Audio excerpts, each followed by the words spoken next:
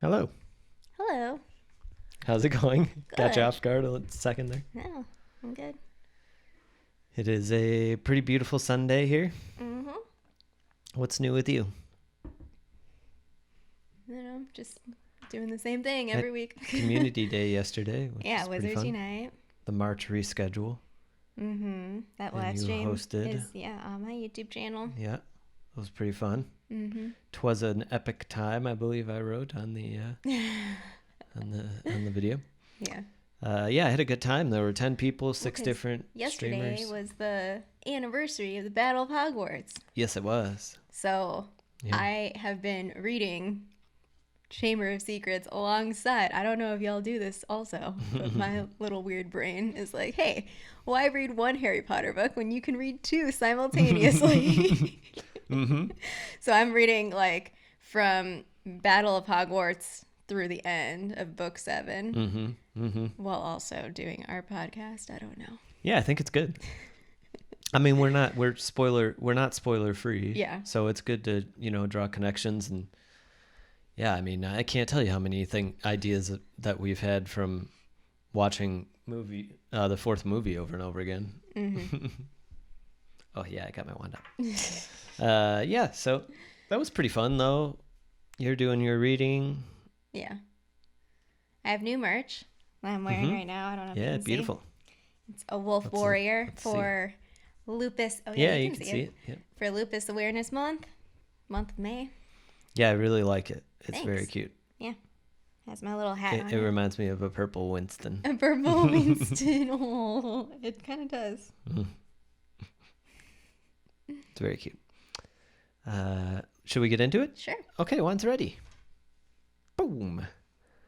Turn to page 265, Aragog. Today's lesson is called Missing Pieces. A brief synopsis. The chapter begins with Harry and Ron grappling with the sudden absences of Hermione, Dumbledore, and Hagrid. The school is enforcing strict rules upon the students in order to protect against further attacks, and these rules, plus the seeming absence of all spiders, are putting a stop to Harry and Ron acting on Hagrid's departing words.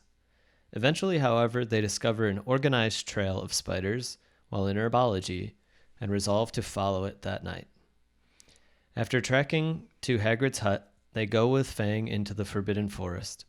The trail of spiders leads to their getting captured by giant ones who take them to Aragog's lair. Aragog then recounts Hagrid's apparent innocence and his hatred of the beast inside the school, which culminated in the murder of a student in the bathroom. He casually announces that his children will now eat Harry and Ron when the Ford Anglia bizarrely arrives and shuttles them to safety. Later that night, Harry comes to realize that the student the beast killed might very well have been Moaning Myrtle. You know what I was thinking about as you were reading? Because it kind of crossed my mind as I was reading this chapter. I'm sure there's probably Harry Potter, how it should have ended sort of things, where it's like, Harry Potter literally could have died just now, being eaten by Acromantula, which, by the way, they never mention that it's an Acromantula. They just say spider throughout the chapter. No, right. Mm-hmm. I think it's not until the 6th book with Slughorn that it's officially the Acromantula. I could be wrong about that.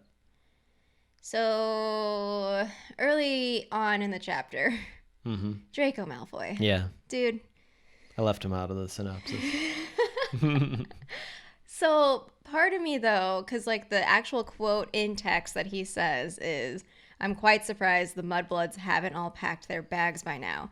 Bet you 5 galleons the next one dies. Pity it wasn't Granger."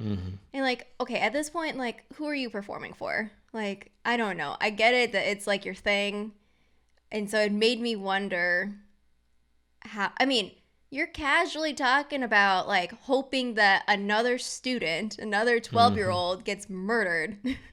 Yep.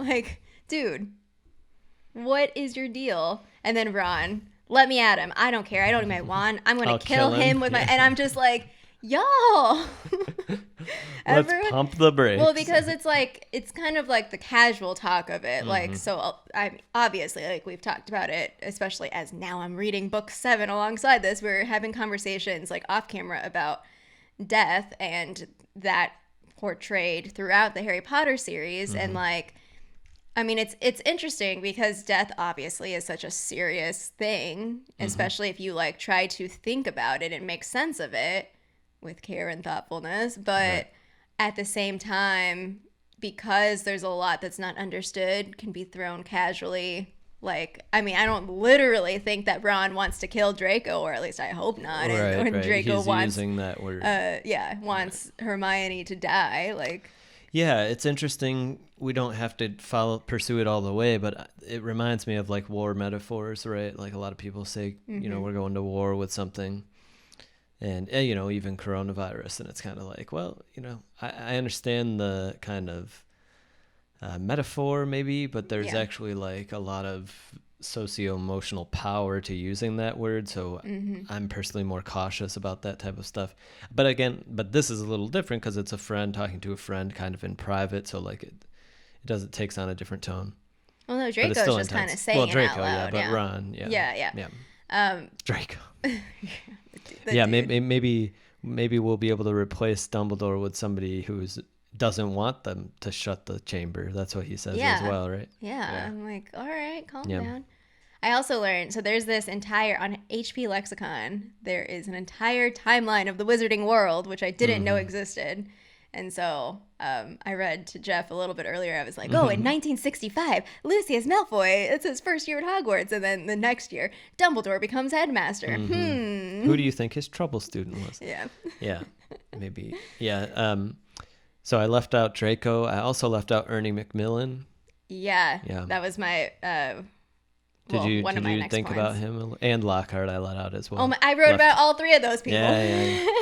So, okay, first of all, the teachers, I don't know, this is like given the current context, and there's like lots of conversations about how to approach situations of disaster, catastrophe, whatever. But the teachers are escorting students from classroom to classroom. Right. So rather than, hey, school is canceled, they're like, let's escort you and make sure no one strays off. Everyone's monitored, classroom to classroom, that sort of thing. Right. But it's interesting to me that is the decision. I mean, I don't know. I don't know anything about the history of Hogwarts. If Hogwarts has ever been just like abruptly closed, I guess perhaps with the first time the Chamber of Secrets was open. I don't know. I don't know. Like, I think they were talking about it, but I don't know if it ever actually happened. That was kind of the Tom Riddle betraying Hagrid thing. Yeah, but you have this monster that is attacking people that nobody has apparently seen. Right. Like, what makes you think that that the teachers are going to protect the students? Wouldn't that just put everyone at like it could just take all of you down? I don't know. So definitely, it was just interesting to me because I was thinking about like our more recent conversations about like, okay, so how do you address situations? Like, there are of course different approaches. Some are, you know, more aggressive of a, you know, remedy than others, but thinking about, well, the school year must go on, so it brought me to like thinking about what's going on now, of like trying to continue business as usual, but also considering like, I don't know, are these kids like learning anything, and or are they just gossiping about like who the heir of Slytherin is, like Ernie Macmillan here, where he apologizes to Harry, and I'm with Ron. Sus. I'm just like, yeah, okay, dude, way to go. And then immediately what was about like, Draco? What about Draco? And I'm like, yeah, you have not learned anything, clearly. And I love how Harry's just like, no. Yeah, and they like watch him or whatever. I think this is a decent chapter as far as the current coronavirus stuff goes, just to make sense of it. I think it reminds me of like Love in the Time of Cholera, or Why the Caged Bird Sings, because there's this one moment of like where Harry is recounting like if there's laughter in the hallway, that it's like it quickly stifles, because there's this very human struggle against like that there's a lot of sadness and bad things happening right now, but does that like mean that no good things are happening, or can they all happen simultaneously? And I think it's really compelling, because one of the reasons we talked a lot about death today was because of the Battle of Hogwarts and like some Twitter things that were going on. It was trending, and you told me J.K. Rowling responded to it, and there's kind of this dilemma about, thinking about fictional characters when real in life people are dying. But that was always the case. So I think there is this tension between like that good and bad things are constantly happening. And so like we are always celebrating at a time of like sadness as well. And that's okay to acknowledge, like, because I think it gives a good balance here. And I think it allows for different types of actions, right? Because if Harry and Ron were too sullen and too like, oh, things are terrible, then they wouldn't necessarily take the actions that they do. And it even takes like a little bit of pushing for them to actually get to the point. And now that I'm sitting here, I can't remember exactly what pushes them over to want to do something. Lockhart. Is it Lockhart? Yeah, freaking Lockhart. Oh my goodness. Yeah, okay. So, I'm just reading in the order of when I took notes because it was the chronological order. So this was before they made the decision, but Harry is talking around. He's like, we got to go into the Forbidden Forest. And Ron's just like, reluctantly, okay, fine. And helping him look for spiders. Go. Yeah, Ron, this is what we have to do. Nope, couldn't find any. Exactly. That'd be me. And so the quote is that Harry had entered it only once and had never hoped to do so again. Yeah. And I read that quote again in the context of reading book 7 right now, reading the chapter, The Forest again, and I'm just like, oh my God, was this always the plan? Yeah, I don't know. So that one line stuck out to me. Okay, Lockhart, I just wrote, Lockhart, you ignorant fool. I was going to quote The Office there, but I decided to make an adaptation. Why are you the way that you are? I know.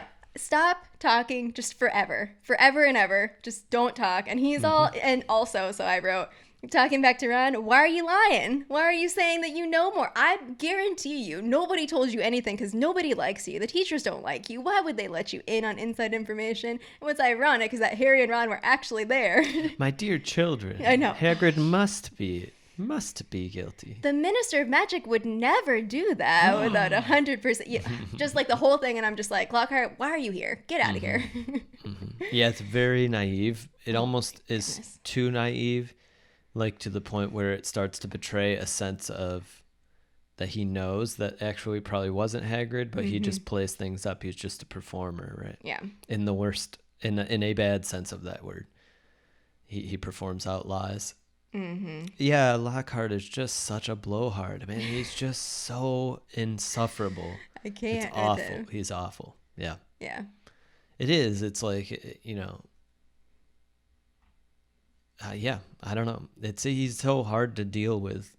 And like as things get worse, it becomes more and more obvious that the charade is so damaging, that it's not some harmless thing where like, oh, isn't that cute? Like he plays himself up and like he's just doing it for the cameras and like all this. No. Like this, it's a misinformation campaign. Yeah. He is not interested in the truth. He will bend whatever happens in order to make him look good. Yeah. And like we're just approaching the rabbit hole to really expose exactly who Gilderoy Lockhart is. In all of his cruelty. I mean, it's pretty maddening. Even before we kind of are getting to that point of like actually seeing what the deal with this guy is, it's already like, this guy, man, even if he isn't who he becomes, it's just enough. Get out of the way, Yeah. Part of me feels bad because I feel like I've met people that are kind of like Lockhart, just like annoying and whatever, maybe oblivious to how they are around other people. And it makes me wonder, like, has anyone ever tried to like tell Lockhart, hey, dude, you're kind of annoying, like whatever. But even if someone did that, he probably wouldn't even listen. He doesn't listen to anyone. Yeah. It makes me wonder if any of the people that I've met in real life who are blowhards are actually like insanely manipulative people. And they go home and plot. Hopefully not. Yeah. So, I think... So Lockhart is the one who kind of gives them the impetus because he is like so full of himself or whatever. Oh yes, Ron turns and sees the Hermione's empty chair and like resolves with Harry. That's right. Okay. Well, it's when Lockhart is doing his thing and then Harry writes the note to Ron and then Ron sees Hermione's chair and it's just like it all comes together. Do then it, yeah. Yeah. Oh. Spiders be damned. Yeah, little Ron. Personally, I hate being in the dark. Mm-hmm. And so I would hate going into the Forbidden Forest at night. Mm-hmm. I would not do that. Great plot device where they decide to leave the cloak. Of course they do. Oh, it's dark in there. Of course they do. 12-year-old logic. Yeah. I don't... It's nitpicky, but I don't see the point. They could have had him wear it and spiders could just like sense the movement or something. Who knows the noise, you know, they're spiders. Like they live in the dark. They can see bats and stuff. So yeah, but anyway, I didn't ever recognize that. It's like, oh, they decided to leave. Yeah, it's just like really, on the really out there. It's like, you could, even if you're not going to wear it, at least bring it with you. Don't just, but anyway, that was hilarious. But yeah. So what happens next? They're in the thing. They see the car. Which I love the personification of the car because she's like, oh, it's like, what's the word she uses? It's feral. It's like, it looks feral. I just love that. The portrayal. Like, well, yeah, because like the way that they interact with it, like when they get out, like Harry kind of like pats it like, oh, okay, good job. And then it just like retreats back. And like when they first encounter it, they're like, oh, and then it's the car and it's like, what? Why is it? It's so crazy. Yeah. So I looked up acromantula. Yeah. I was going to, but then I saw you did, so I stopped. Yeah, I noticed that they kept referring to it as spiders. And so I already knew this because I looked up acromantula before, but in Fantastic Beasts and Where to Find Them, written by Newton Scamander, Ministry of Magic classification is 5, which is the highest level classification. And part of that is that it basically means that it's, well, actually 5 is a known wizard killer or impossible to train or domesticate, which Newt writes in the entry itself about acromantula.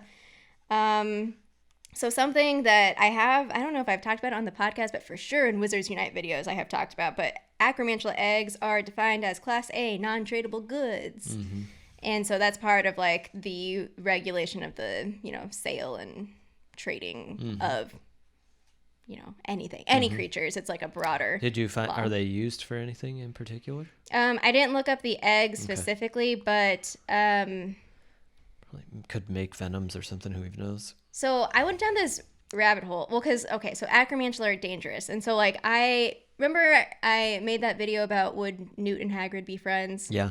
So I'm rethinking that because in that video, I'm like, yeah, they both love beasts. Like they have a lot of similarities. Like it seems like they would at least have a lot to talk about, But I went on this rabbit hole of like looking at all of this stuff. So first off, though, the acromantula eggs being non-tradable goods. So depending on when that law was in place, like it seems like it was a really old law. I don't know though. Mm-hmm. If it were law at the time, the traveler who gave the egg to Hagrid was like doing some illegal stuff. Like you're not supposed to do that. And so, I mean, perhaps that the traveler gave it to Hagrid just because they didn't want to get caught with it or something. But that's a note that because it's non-tradable, like the fact that Hagrid had an egg and was able to like raise Aragog and like all of this, it's like a no-no, right? Mm-hmm. A footnote in Fantastic Beasts is that beasts that are capable of human speech are rarely self-taught, except for Jarvie, apparently. Apparently Jarvie can self-teach themselves. I don't even know what those are, but cool. And then also in the footnote is that the first acromantula sighting was in 1794. However, in 1965, there became a ban on experimental breeding. And this is why when you walked in and I had that like puzzled look on my face, apparently that law that banned experimental breeding was written by Newt Scamander. Okay, fine. Newt cares about creatures, probably doesn't want like people, wizards. So part of, because I found all of these forums discussing this, like people asking why did Newt write this? Because in this thing, in the about the author, it is described as Newt's proudest accomplishment is putting that into law. So people are saying like, well, he probably didn't want creatures to like be experimented be experimented and tortured or whatever. Another point was people are like, well, what if Grindelwald was like trying to build up an army and doing some experimentations and like creating something? It's very interesting because the language that's used to talk about like experimenting and whatever, he uses the word monsters.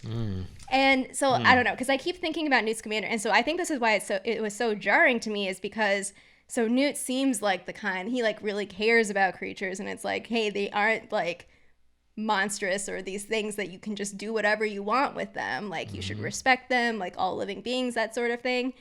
But at the same time, so writing this ban on experimental breeding, and also Newt Scamander wrote or created the Werewolf Registry. So that was the one that caught me off guard, because I was like, wait a second.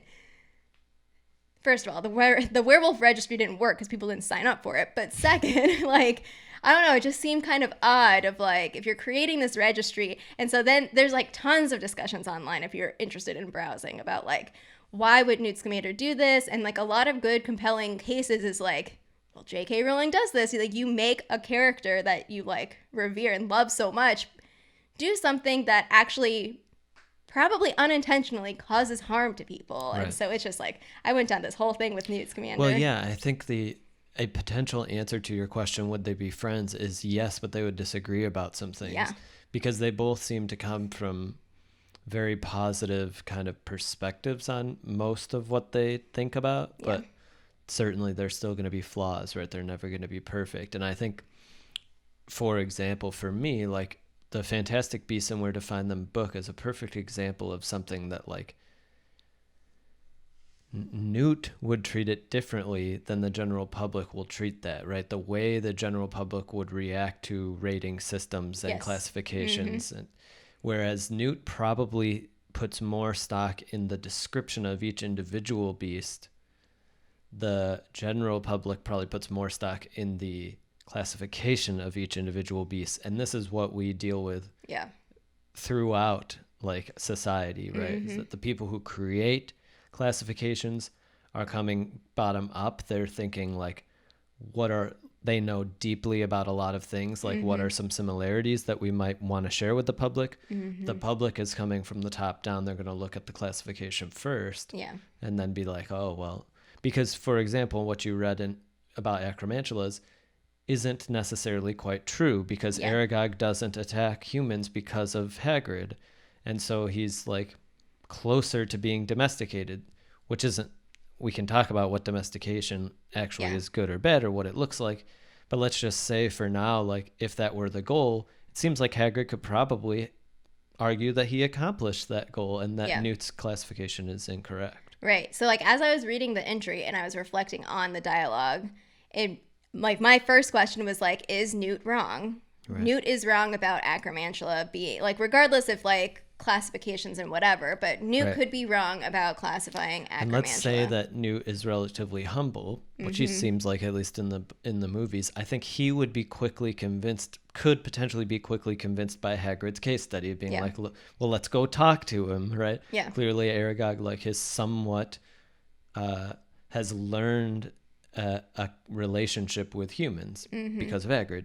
But I think after that there's momentum, and like it'd be hard even for Newt, I think, to change the classification of the acromantula, because people would just be like, what are you saying, acromantulas aren't dangerous? You know what I mean?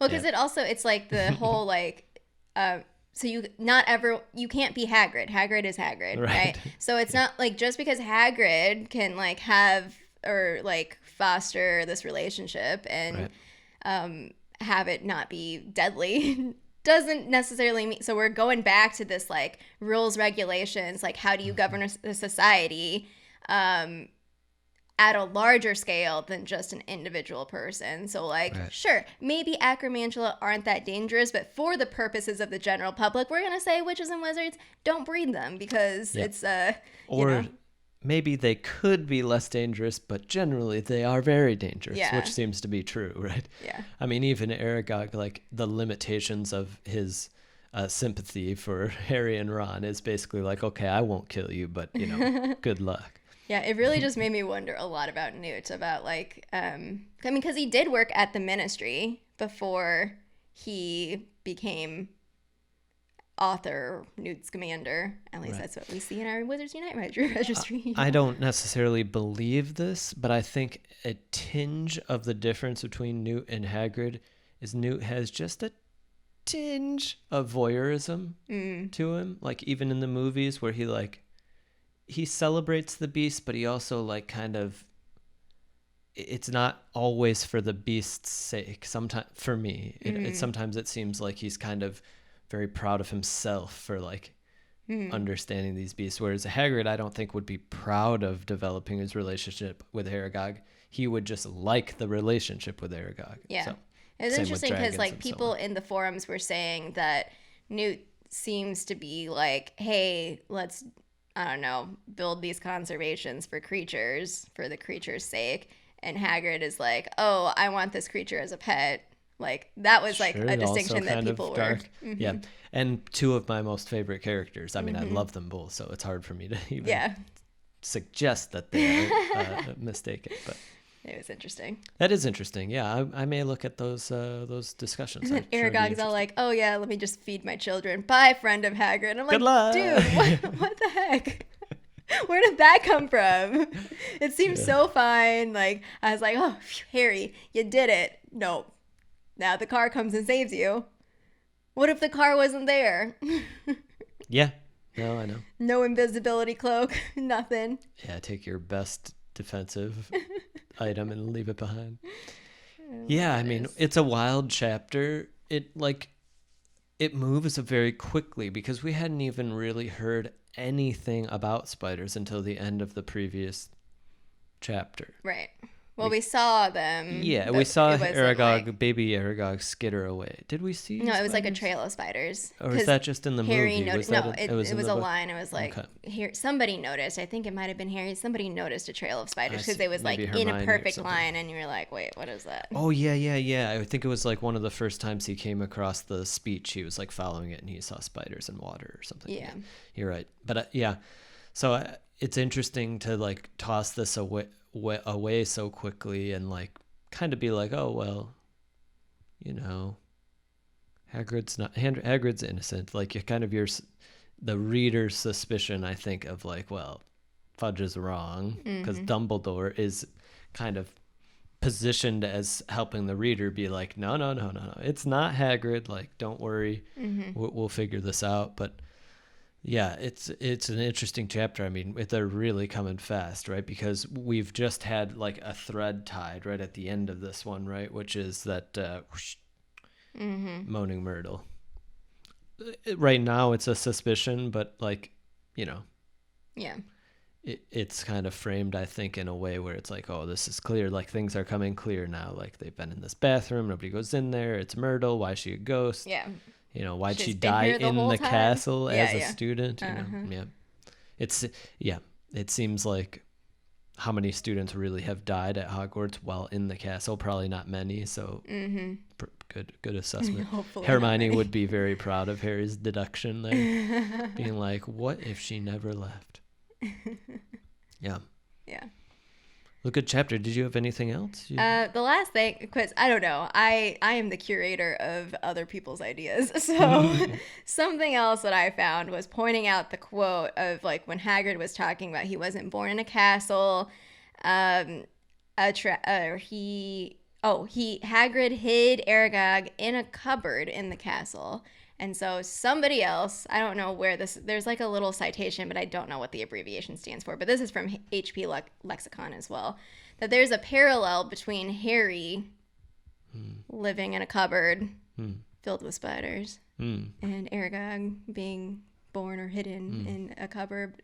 And then also, I mean, I didn't see, like it wasn't in detail. They are both blamed for the Chamber of Secrets attacks. Oh, poor little Aragog. Yeah.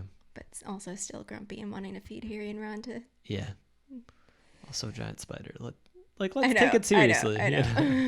It's pretty scary. Yeah. It's not even really worth saying, but I did see some article about some giant hornets or something. I did, yeah. Well, I saw it on Twitter because people are like, whoever's playing Jumanji, please stop. Yeah, that cracked me up. But yeah. I loved that movie as a kid. I was like, oh, this is so cool. No, it's not cool at all. Yeah, so we got Draco, we got we got the Malfoys, we got Dumbledore's absence, we got Lockhart coming together, we got Myrtle coming together. Yeah. It's a lot. The last thing for me on the chapter was like, I didn't really remember, and I really didn't like, so to speak, this sort of easy way that Madame Pomfrey's like, no, you can't come see your friend. Like, she's going to get attacked or something. Like, they're going to come back and finish her off. Because I know that there's a clue coming up eventually. But, like, I was wondering when. And then I was like, oh, they can't see Hermione. What? Yeah. That seems weird, but okay, fine. Well, the next chapter. But I think that's what the absence of Dumbledore starts to create, is like some of these weirder policies where it's like that Dumbledore wasn't even protecting them really, but there's like an assumption even internally to Harry that like without Dumbledore we're all screwed, that type of thing. And it's kind of like, well, no, you guys can take care of yourselves. I love how also at the beginning Harry's like, he's like kind of pounding his head. He's just like, what does this mean? What help am I supposed to ask for? And just whatever. And he's like, Hagrid's advice was much more straightforward. Let's go to the forest and look for a spider. Good luck. Oh my goodness. All right. Well, next chapter is Chamber of Secrets. Oh my gosh. We should open some cards before that so we can maybe have a celebratory look through. Yeah. Or just link it, because it's not great to hold them up. No. It doesn't really look great. But okay. Great. All right. Well, until next time, Wand's ready.